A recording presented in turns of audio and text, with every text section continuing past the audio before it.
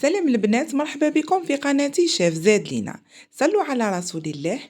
اليوم نحضروا مع بعضنا شخشوخة جزائرية من تقاليد الجزائرية.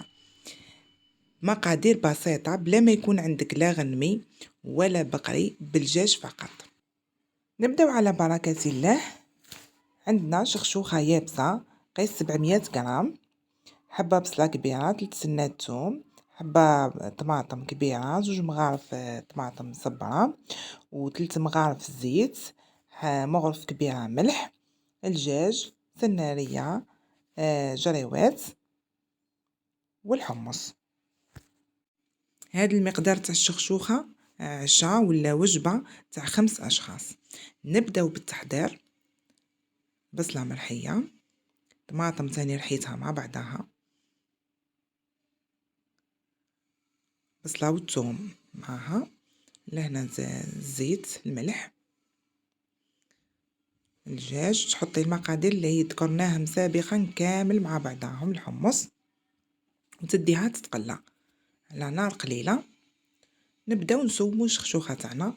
نجيبو كاس باه نصفيو فيه تعوميها بالماء كيما راكي تشوفي، باه لا كان فيها كشمه غبار ولا يطلع الفوق. انا سومتها على مرتين. تحطيها تشيح في حاجه عريضه كيما راكي تشوفي، وتخليها تشيح بعقلها. في نفس الوقت الخضره تاعنا راهي تتقلى، خليوها تتقلى، بعد نمرقوها بالماء غليان لخاطر فيها الخضره بهذه الطريقه كما راكي تشوفي. ونحطو الشخشوخه تاعنا في الكسكاس فور. لهنا من بعد ما فارت الشخشوخه، هذه الفوره الاولى. الشخشوخه رانا نفوروها مرتين. نجيبو شويه مرقه كما راكي تشوفي هكا، قيس 2 مغارف ولا 3 هاي. وعندنا مغرف طماطم ومغرف زبده. انا درت لكم بالطريقه اللي سهله، اللي ما تديلكمش بزاف الوقت. حبيت تحطي الطماطم والزبده مع المرقه تذوبيهم فوق النار، ومن بعد تعاودي بيهم كيما نقولوا كيما تحبي.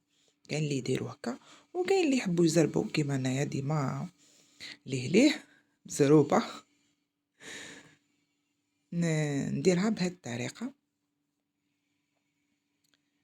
تحاولي الحبات كامل تقيسهم هذيك المرقه اللي عاودتي بها. تستعملي المغرف على خاطر شوخه شويه سخونه دركا، وتخليها تشيح. هذه من بعد ما شاحت كما راكي تشوفي.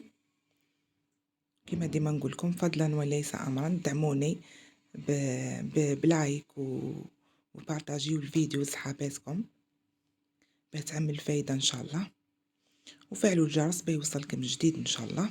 اذا كان عجبتكم الوصفات تاعي مرحبا بكم في قناتي. هذه الفرة الثانيه تفرغيها وهي سخونه من الكسكاس، وتحاولي تفركديها على بعضها هكا. هاي يعني الله يبارك شوخه ما تلصقش خلاص. سورتو الا كان عاد نوعيه مليحه. يعني لهنا الدجاج تاعنا نديرو له شويه زبده، شويه ملح، وشويه ثوم، ندهنوه مليح ونروحو نحمروه في المقله تاعنا عادي، باه ما تلزميش على روحك تولي تدخليه في الفور. ومنه هو يعني ماشي كميه كبيره، تحطيه تحمريه برك في المقله عادي. هنايا الدجاج بعد ما تحمر، هذه المرقه الكميه تاع المرقه.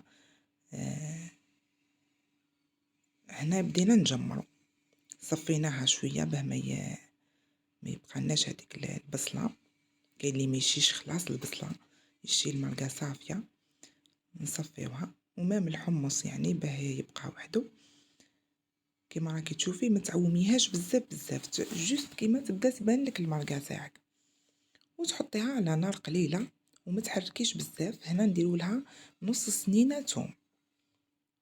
في هذه المرحله ديما نقول لكم الحوايج تاع التجمار كيما درنا الدويده المجمره كيما نزيدو نديرو حوايج بزاف بربي ان شاء الله جايين. ديما السنينه تاع الثوم هذه نحطوها في التجمر، ما تكثريش عليها تحرق بزاف. وكي تجمرت وخلصت نحطوا لها الزبده كيما حسب الذوق. اللي يشتي الزبده بزاف يعني الذوق هذا كيبان كتري، واللي ما يحبش بزاف يحط المقدار اللي حطيت انا بزاف، تجي مغرف كبيره ولا مغرف وشويه.